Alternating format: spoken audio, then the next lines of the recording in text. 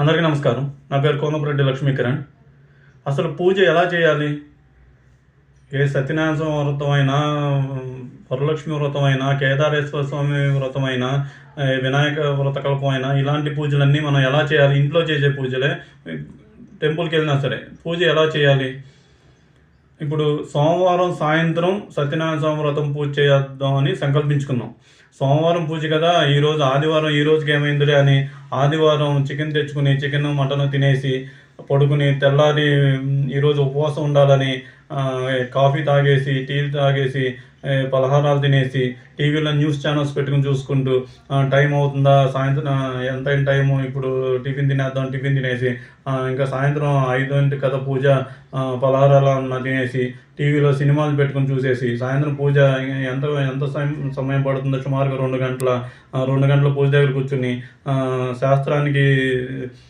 శాస్త్రానికి దేవుడి దగ్గర ఒక తులసి దళం పెట్టేసి దండం పెట్టుకుని అమ్మయ్య పూజ అయిపోయింది, ఇంకా భోజనం చేసి వచ్చాను, భోజనం చేసేసి పడుకుని తెల్లారులేసి పూజ అయిపోయింది అనుకుంటే ఇలా చేస్తే బెస్టా?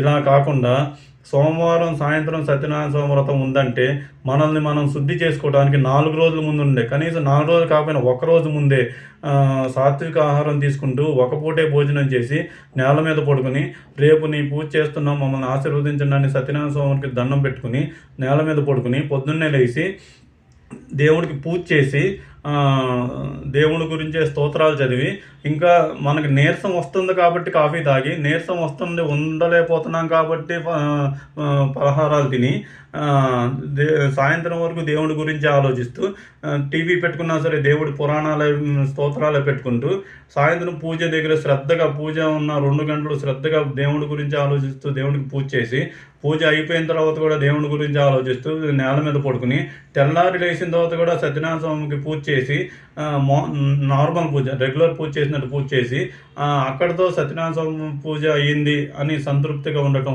ఇది ఎలా ఉంది అంటే, నేను అనేది ఏంటంటే పూజ అనగానే అది ఒక మొక్కుబడిగా శాస్త్రానికి దేవుడి దగ్గర తులసి దళం పెడతాం, నమస్కారం పెడతాం, ఉపవాసం ఉన్నాం కాబట్టి ధ్యాస అంతా ఉపవాసం మీద తిండి మీద పెట్టుకుని కాఫీ ఎన్నింటికి తాగాలి, టిఫిన్ ఎన్నింటికి చేయాలి, ఇంకా సాయంత్రం ఉందా, సాయంత్రంలోపు ఇంకోసారి టీ తాగుదాం, ఇలా ఆలోచిస్తే ఇది ఎలా ఉంది?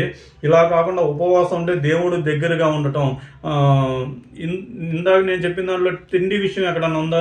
దేవుడి గురించి ఆలోచిస్తూ ఆకలి, నీరసం వస్తుందో, ఉండలేకపోతున్నాం కాబట్టి కాఫీ తాగాం, ఉండలేకపోతున్నాం కాబట్టి పలహారాలు తిన్నాం, ఇలా ఉండటం బాగుందా? అంటే ఉపవాసం అంటే దేవుడికి దగ్గరగా ఉండటం, అంతేగాని తిండి మానేసి ఉండటం కాదు. నేను ఇంతకుముందు వీడియోలో కూడా చెప్పాను, బాగా ఏజ్ ఎక్కువైపోయిన వాళ్ళు, మంచం మీద ఉన్న వాళ్ళు లేచి ఇవన్నీ చేయలేరు కదా, వాళ్ళు ఒక నమస్కారం పెట్టినా సరిపోద్ది. అలా అని శాస్త్రాల్లో కూడా అమెండ్మెంట్స్ ఉంటాయి కదా అనుకోవటం కాదు. మనం ఉండగలిగితే ఎంత దగ్గరగా, దేవుడికి ఎంత దగ్గరగా ఉండగలిగితే అంత దగ్గరగా ఉండి వ్రతం చేస్తే ఎంత ఫలితం ఉంటుంది. అందుకే మన శాస్త్రాల్లో ఒకటి చెప్తారు, జన్మకో శివరాత్రి అంటారు. అంటే ఇలాంటి పూజ జన్మకు ఒక్కటి చేసినా చాలు. మన జన్మలో మనం 120 ఇయర్ ఏజ్ గ్యాప్లో ఇలాంటి పూజ ఎన్నిసార్లు చేస్తున్నాం మనం? ఇలాంటి పూజ చేయకుండా ఇలా మొక్కుబడిగా చేసే పూజలు ఎన్ని చేసిన ఉపయోగం ఏముంది? శ్రద్ధగా దేవుడికి దగ్గరగా ఉంటూ ఒక్క పూజ చేసినా చాలు కదా మన జీవితంలో మన జన్మలో ఇలాంటి పూజ ఒక్కసారైనా చేస్తున్నామా? ఇలా చాలా సత్యనారాయణ స్వామి వ్రతాలు చేస్తున్నాం, చాలా కేదారేశ్వర స్వామి వ్రతాలు చేస్తున్నాం అనుకుంటామే, కానీ ఒక్కటైనా శ్రద్ధగా చేస్తున్నామా మన జీవితంలో? ఒకసారి ఆలోచించండి అందరూ. అందరికీ నమస్కారం.